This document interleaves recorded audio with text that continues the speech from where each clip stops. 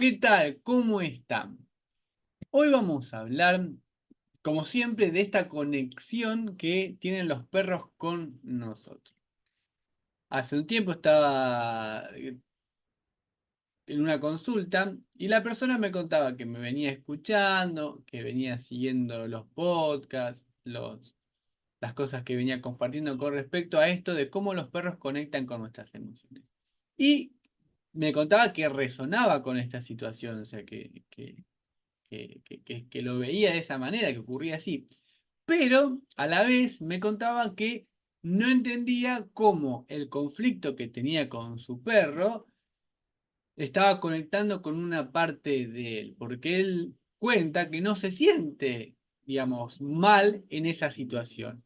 Sin embargo, su perro en esa situación se comporta mal. ¿Y esto por qué ocurre? Porque allá muy en el fondo tenemos escondido esa cosa que nos hace ruido y es mi perro quien la pone de manifiesto. Y ahora vamos a meternos en ver qué es eso tan escondido que está o por qué está tan escondido. Nosotros ante una situación tenemos una emoción. ¿Y qué hacemos a paso siguiente con esa emoción? Hacemos una evaluación de esa emoción, hacemos un juicio. ¿Y qué decimos en ese juicio básicamente? Decidimos si está bien sentir esa emoción o si está mal sentir esa emoción. Si está bien sentir esa emoción, lo que voy a hacer es vivirla plenamente, la voy a dejar fluir. Por ejemplo, cuando tenemos un juicio positivo hacia la alegría, hacia reírnos, cuando aparece esa emoción y nos reímos, simplemente vivimos esa emoción, nos reímos. No veo a nadie que en esa situación diga, ¿por qué me estoy riendo? ¿Me debería estar riendo? Eh, ¿No debería guardar risa para en otro momento donde no esté alegre o donde esté triste? No hacemos eso. Lo que hacemos es reírnos todo lo que podemos reírnos. ¿Por qué? Porque tenemos un juicio positivo hacia la alegría. Ahora, por ejemplo, podés tener un juicio positivo hacia el placer, pero otras personas pueden tener un juicio negativo hacia el placer. Entonces, en situaciones que le den placer, se va a controlar o no lo va a expresar. ¿Por qué? Porque sentir placer no está bien. ¿Y qué hacemos cuando tenemos un juicio negativo hacia una emoción? Justamente esto que te estoy contando. Vamos a reprimir esa emoción. Pero paradójicamente, para reprimirla, primero tengo que sentirla. Y cuando hago esto, lo que estoy haciendo es enquistar esa emoción, que esa emoción quede atrapada internamente. Pero ¿qué ocurre? Esa emoción no está hecha para que vos la contengas, está hecha para sentirla. Y acá vamos a hacer una aclaración. Cuando hablamos de sentirla, no estamos hablando de perder el control en esa emoción. No es que cualquier emoción que tenga, cualquier cosa que piense, la diga. Quiere decir que voy a ver esa emoción, la voy a sentir y voy a tomar decisiones de cómo voy a vivir esa emoción. O sea, no puedo salir, si me enojo con alguien, salir a matar gente. No puedo, si estoy deprimido, dejar de atender al resto de mi familia. Entonces, tengo que darle la bienvenida a esa emoción, pero también tomar acciones en comunión con esa emoción, sintiendo lo que estoy sintiendo, pero que la emoción no termine de tomar el control absoluto de mi comportamiento. Dicho esto, continuamos.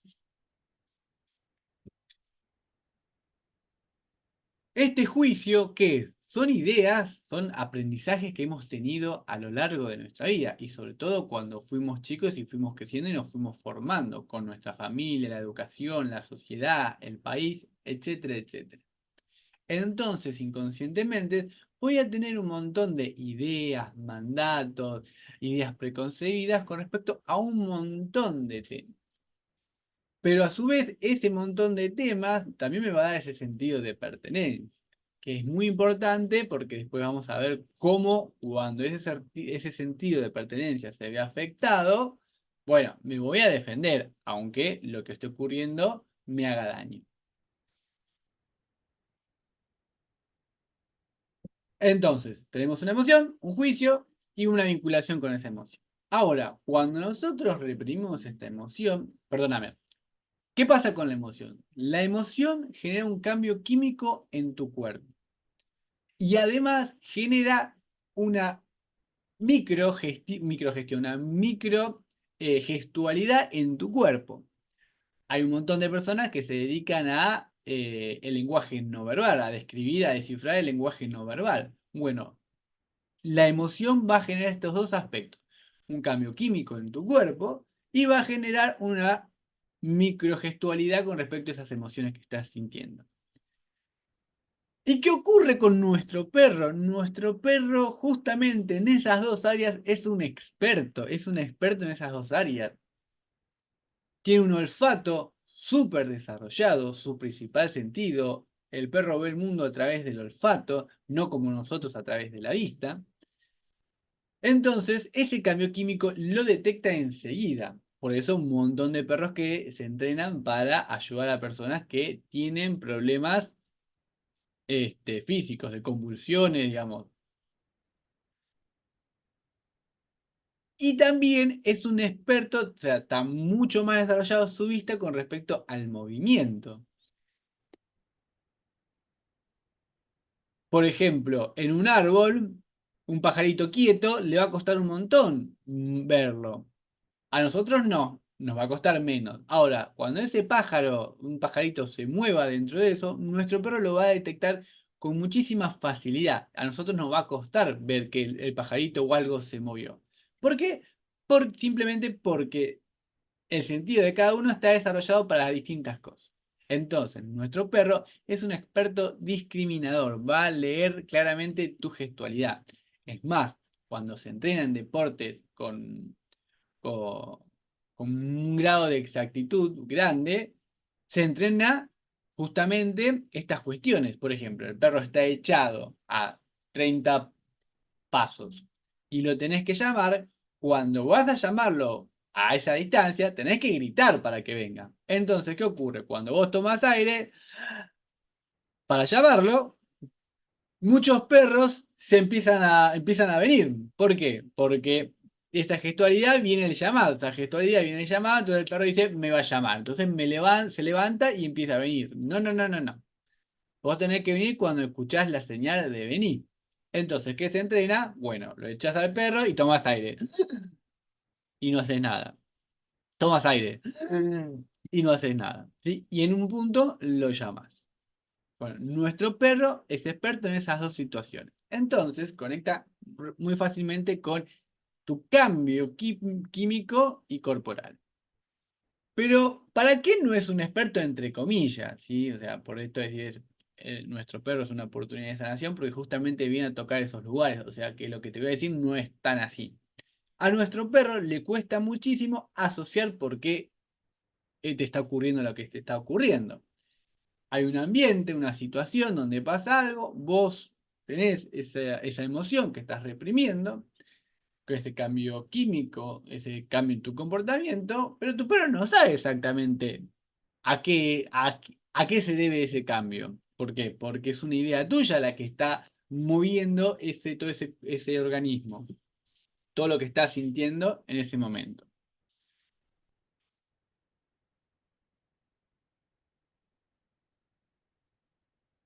Una persona que saca a un perro que es mucho más grande, mucho más fuerte, puede tener miedo de que lo tire.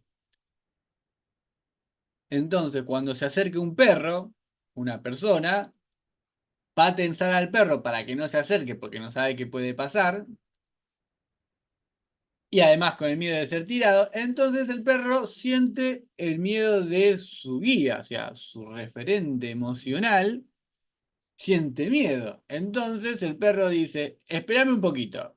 A ver, este tiene miedo, ¿qué es lo que acaba de aparecer distinto a lo que está ocurriendo? El perro, la persona, el cartonero, la gente que duerme en la calle, los niños.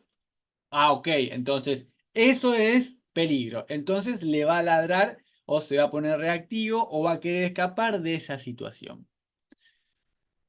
Porque no puede asociar esa situación. Ahora la parte que no es que no lo pueda asociar, sino que justamente con lo que llega a reaccionar de todo eso, bueno, tenemos que investigar ahí qué ocurre. Hasta acá tenemos esta estructura básica, vamos a llamarle, de lo que ocurre en esa conexión con nuestro perro. Nuestro perro percibe claramente esos estados emocionales y va a entrar en resonancia. ¿Qué quiere decir esto? Que esas emociones que estén en común con nuestro perro van a resonar. ¿A qué me refiero con esto? Cuando vos tenés varios perros, no todos los perros reaccionan ante lo mismo de la misma manera. ¿Por qué? Porque son individuos distintos. ¿Por qué? Porque tienen características distintas, tienen un filtro de emociones distinto. Si mi perro es muy seguro o no tiene problema con esa situación, no va a reaccionar. Ahora, si mi perro también es inseguro, va a reaccionar con esa situación. Ahora vamos a ver cómo vamos construyendo ese monstruito de que me lleva al conflicto. Cuando yo tengo una situación en ese aprendizaje, en esos pocos años de vida, en esa educación, lo que va a ocurrir es que cuando algo me duela, voy a reaccionar, me voy a defender. Entonces, lo que voy a hacer es construir una estructura mental, una forma de pensar que me proteja de esa situación de conflicto. Si yo me sentí engañado, voy a tratar de ver, protegerme, generar todos los mecanismos necesarios para que no me vuelvan a engañar. Voy a ser más desconfiado, voy a estar más atento a los movimientos de las personas, digamos, voy a poner un esfuerzo psicológico en generar esa forma de pensar y esa forma de actuar. Lo que va a ocurrir es que va a aparecer un suceso donde nuevamente te sientas engañado. Lo que vas a hacer es, como esta estructura de pensamiento no te ayudó a terminar de defenderte de eso que justamente querías evitar, lo que vas a hacer es generar una estructura más fuerte de pensamiento, una estructura de pensamiento para defenderte de esa situación. En la terapia lo que nosotros hablamos es de esta construcción de la cebolla, o sea, vas armando capa, capa, capa. Ahora, en algún momento te vas a volver a sentir en esa misma situación, con esa misma emoción de sentirte traicionado, y va a ocurrir lo mismo. Y esta conducta puede ser eterna, o sea, vos puedes sumar capas y capas y capas. Pero ¿qué va a ocurrir?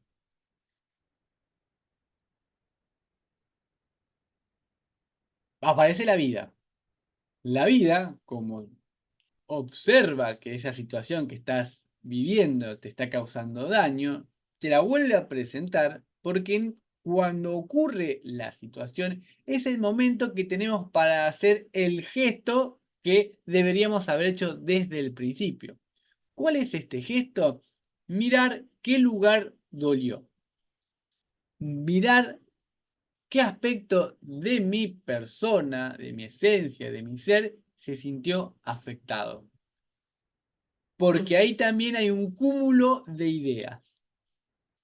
Justo hoy en las historias compartí una historia de los perros, pero con una frase de Sergi Torres que decía justamente esto. Muchas personas utilizan las emociones como motor de acción. Yo siento miedo, no quiero sentir miedo, entonces reacciono. O sea, me motivo a hacer cosas para no sentir ese miedo. Y la frase termina diciendo, pero a la vez también son las llaves de nuestro ser. ¿Qué quiere decir esto? Que si yo miro la emoción, voy a poder descubrir desde qué lugar estoy teniendo miedo. Por eso, esta emoción, este movimiento del que estamos hablando, tiene estas dos partes. Yo puedo reaccionar o también mirar desde qué lugar estoy sintiendo miedo.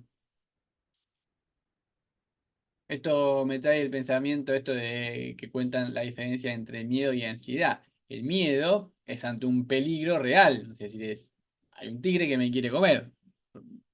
Una emoción que está bien sentir en ese momento, digamos, Ansiedad es cuando estoy teniendo miedo de que algo malo vaya a pasar, me quede sin plata, que no tenga para comer, cuando todas esas cosas en este momento las tenés. Entonces, eso es ansiedad, es pensar en algo que no está ocurriendo. Por eso es importante lo que estamos pensando. ¿En qué me quedé?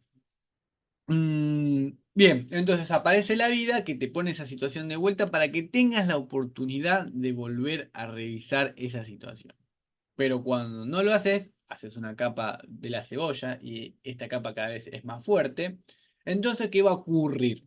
Que la vida tiene que volver a a presentarte esa situación con más fuerza. Entonces, esas situaciones cada vez van doliendo más. Porque aparte de doler más, por esa estructura que tiene que vencer, también duele más porque me hago resentir todo esa cebolla.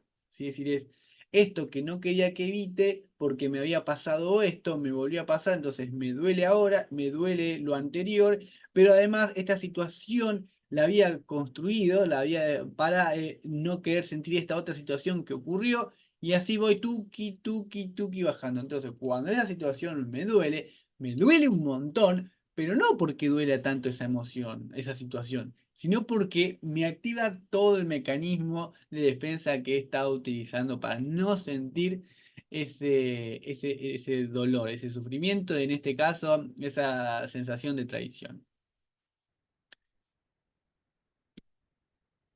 Y acá es súper interesante.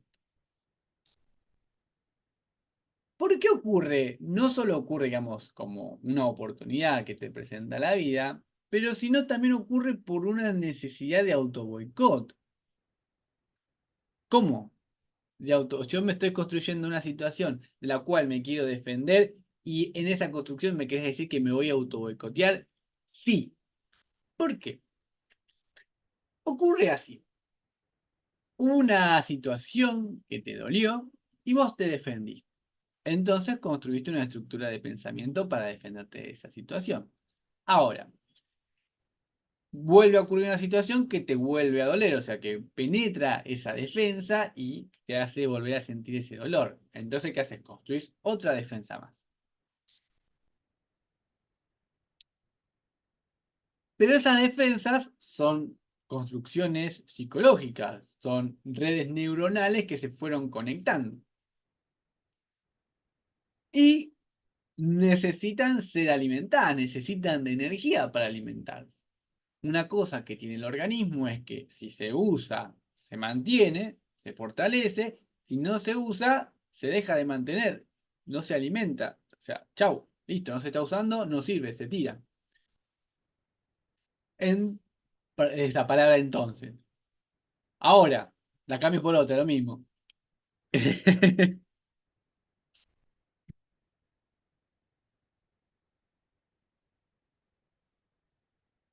Cuando hago este proceso, inevitablemente tiene que volver a aparecer esta situación de dolor. ¿Por qué?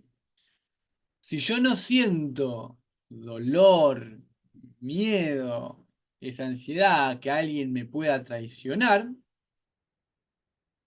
¿para qué me voy a estar cuidando de que alguien me traicione? No tiene sentido. Entonces, toda esa estructura que fui armando, que se va volviendo parte de mi personalidad, toda esa estructura que fui armando, ¿para qué la estoy usando? Para nada. Entonces, no se alimentaría. Entonces, ¿para qué me estoy defendiendo? Para nada. Ahora, como yo necesito alimentar esa estructura de pensamiento, necesito volver a vivir esa situación para volver a justificar toda esa forma de pensar que tengo. Sí o sí necesito esa situación de dolor para volver a alimentar la primera situación de dolor y que esa alimente la primera defensa, la segunda defensa y la tercera defensa. Entonces, cuando nos estamos defendiendo, inevitablemente tiene que haber autoboicot, inevitablemente voy a volver a caer en los mismos lugares con distintos formatos. Me va a traicionar mi pareja, me va a traicionar un amigo, me va a traicionar mi socio de trabajo, me va a traicionar mi hermano, mi hermana, me va a traicionar mis hijos, ¿sí? Pero la traición va a ser ese denominador común.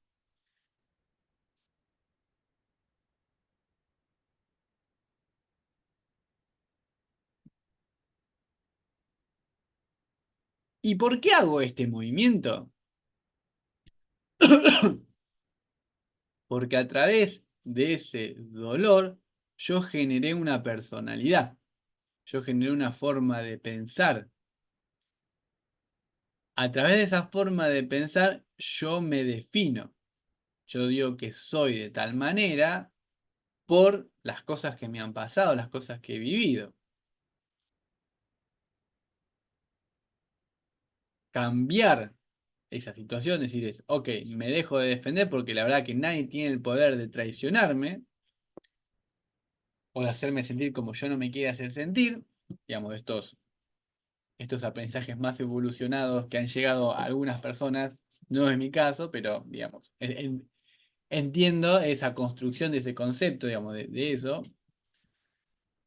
Este, voy basando mi personalidad, mi sentimiento de vida. Acá volvemos a otro aspecto básico de esta situación. Antes yo tenía miedo porque necesitaba cuidar mi vida de otros animales, de otros pueblos. Mi vida corría un riesgo real, entonces tenía que estar atento. Como mi vida hoy en día no tiene ese riesgo, lo he depositado en mis ideas. Miedo a no tener dinero, miedo a no tener comida, miedo a no tener éxito, miedo a que pase algo malo. Empiezo a tener miedos, pensamientos. Y me identifico mi sentimiento de vida con esos pensamientos. Entonces, cuando uno de esos pensamientos se encuentra en amenaza, yo me voy a defender. ¿Por qué? Porque si eso no es como yo lo estoy viendo, siento que muero. Como yo no quiero morir, voy a buscar los elementos necesarios para fundamentar mi forma de pensar. Voy a generar esas situaciones de auto boicot para generarme esa situación. ¿Por qué es esto? Digamos, volviendo a la parte del juicio. El juicio tiene dos caras. ¿Qué hace el juicio? Busca saber si sos culpable o inocente. Como nosotros no queremos ser culpables, vamos a hacer todo un esfuerzo muy grande para decir que tengo razón. En la forma que esté pensando, tengo razón, las cosas son como yo las pienso. ¿Por qué? Porque si no tengo razón, ¿qué ocurre? Soy culpable. Si soy culpable, mis ideas de que no son así, al estar identificadas con mi sentimiento de vida, siento que muero. Como no me quiero morir, me voy a defender. ¿Cómo me voy a defender? Buscando darle razón a ese juicio, a que ese juicio es así por lo que pienso. ¿Por qué no quiero ser culpable? ¿Por qué no quiero ser el que esté equivocado? ¿Por qué no quiero ser el malo de la película? ¿Por qué lo que vos quieras poner ahí? Y en este parte de ser culpable es donde se esconde esa miradita de introspectiva, de desde qué lugar me estoy sintiendo como me estoy sintiendo. Y esta es la pregunta. ¿Qué implica para mí que eso que estoy pensando de esa manera no sea así?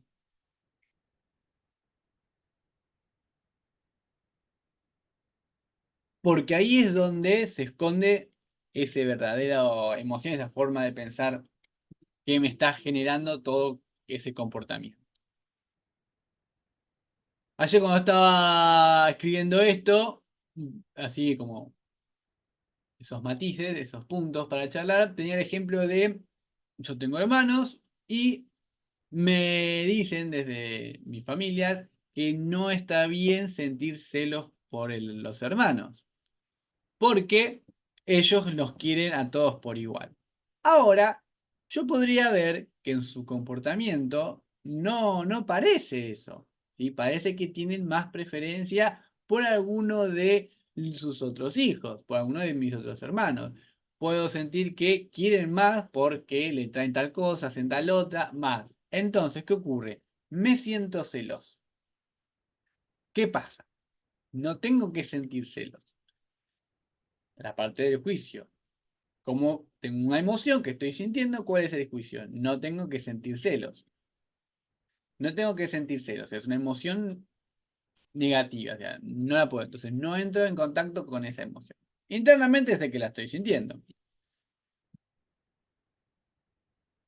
Entonces, tengo una competencia con mi hermano, sin darme cuenta, por el afecto, el cariño de mis padres. Como yo no estoy entrando en resonancia, o sea, conectando con esa emoción, dejándola fluir, si estoy celoso y tal, y ver qué es lo que se me mueve ahí, es mi perro quien, ante un conflicto entre yo y mis padres o mis hermanos, es quien lo pone de manifiesto. Le gruñe a mi hermano, le gruñe a mis padres, le quiere morder algo a ellos. O, por ejemplo, si los otros tienen perros, se pelean entre ellos.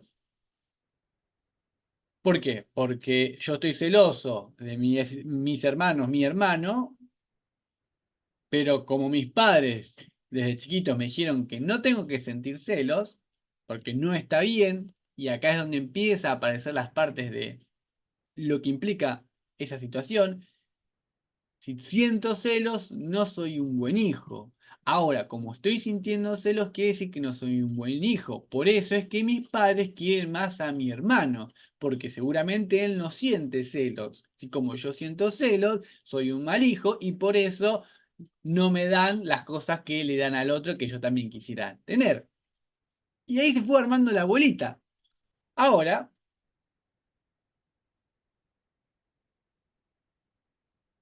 le doy la bienvenida a esos celos, siento esos celos y entro en comunión con esos celos para ver justamente qué cosa. Que yo no me siento querido. Si no me siento querido, puede ocurrir que, ¿qué tengo de mal yo? Que mis padres, que son estas primeras personas que deberían de amarme, no me aman. O sea, ¿qué tengo de mal yo? ¿Qué cosas malas? Entonces, como no quiero conectar con sentirme que estoy mal, tengo algo mal, me voy a defender y voy a ir hacia ese conflicto. Ahora, empezar a mirar esos lugares de dolor, ¿sí? Lleva a este lugar de comprensión de que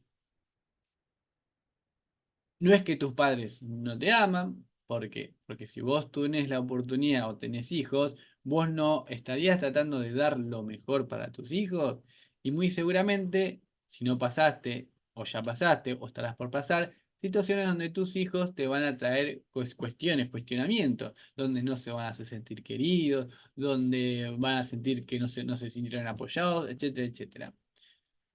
Y sin embargo, vos quisiste hacer las cosas distintas que tus padres. Pero en realidad, ¿qué hiciste? Hiciste lo que podías, hiciste lo que tenías a tu alcance, hiciste parte de lo que te enseñaron. Si hubieras sabido más, hubieras hecho otras cosas. Entonces ahí empezás a entender de que, ok, mis padres hicieron lo que pudieron con lo que tenían. Este, Empiezo a entender que los celos es una emoción también de una emoción de los mamíferos sociales muy importante porque la manada está hecha para beneficio de todos y para mayor protección de invasiones, de peligros. Ahora, dentro de la manada también hay movimientos internos de poder, de recursos, de afecto, de ideas, etcétera, etcétera. Entonces, los celos lo que hacen es que tener más afinidad con algunos seres queridos para que en momentos de conflicto salten a defenderte. Ahora, si o sea, ¿qué quiere decir esto? Que yo siento celo por mi hermano, porque en realidad lo que yo quiero es tener buena comunión con mis padres, porque si alguna situación de conflicto aparece, me defiendan a mí y no a los otros. Entonces, empezar a explorar ese mundo de qué cosas ocurre es mucho movimiento, porque puedo descubrir que por ahí realmente mis padres no me querían, realmente mis padres no me deseaban. Entonces, todo eso es dolor, pero es dolor que estoy sintiendo. Inconscientemente lo estoy sintiendo. Ahora, imagínate qué liberación para tus padres y para vos aceptar de que tus padres no te querían, no te quisieron. ¿Eh? Cuando hacemos, porque aparte decís, a tus padres, también vos los estás atando a ese pasado. Porque por ahí tus padres no te quisieron, se comportaron tratando por una obligación de tener que cuidarte, pero sin embargo hoy en día tenés una excelente relación con ellos, te llevas súper bien. Entonces, en vez de entrar en comunión con lo que está ocurriendo ahora, te llevas bien, pero seguís en ese lugar de dolor. Entonces, es nuestro perro que empieza a mostrar esas situaciones de manifiesto. Y retomo por si no se entendió. ¿Por qué me cuesta verla? Porque implica para mí que aquello que estoy viendo, aquello que estoy sintiendo, no sea así. Puede ocurrir que yo sienta que mis padres no me quisieron, cuando en realidad lo que estaba ocurriendo es que mis padres estaban ayudando más a otro de mis hermanos porque le costaba más cognitivamente aprender, porque emocionalmente necesitaba más atención, porque tenía alguna enfermedad que en ese momento no me querían contar. O sea, estaba pasando otra cosa que yo por ahí no era capaz de percibir. Entonces fue una mala interpretación mía de esa situación. Ahora, yo no quiero estar equivocado. Usted le da más cariño al otro.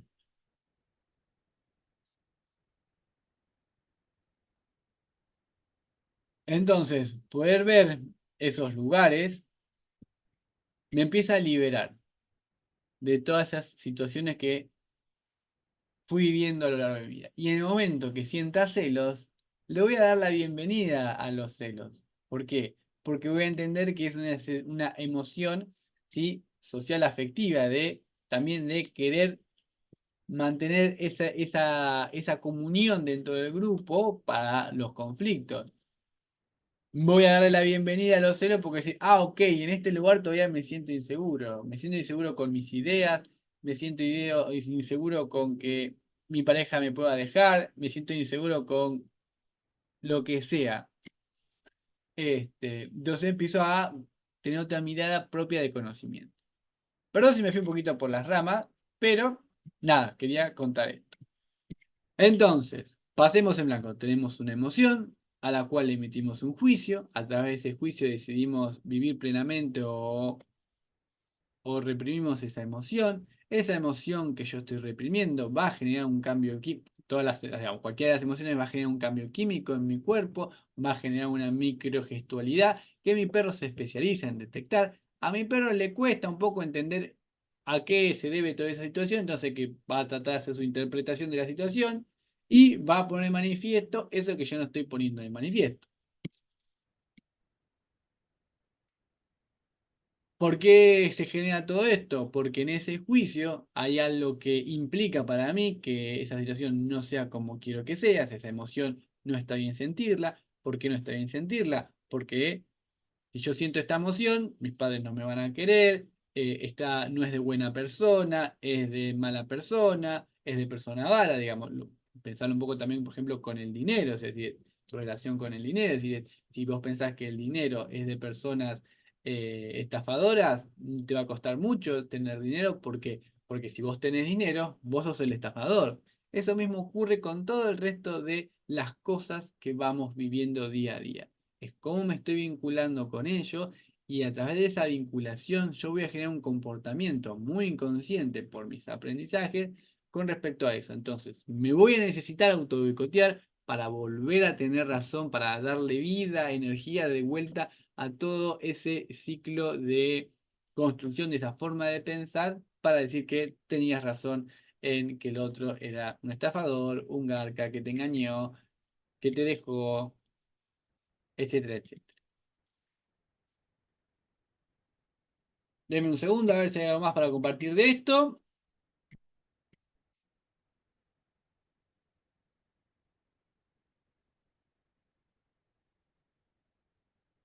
No, creo que no.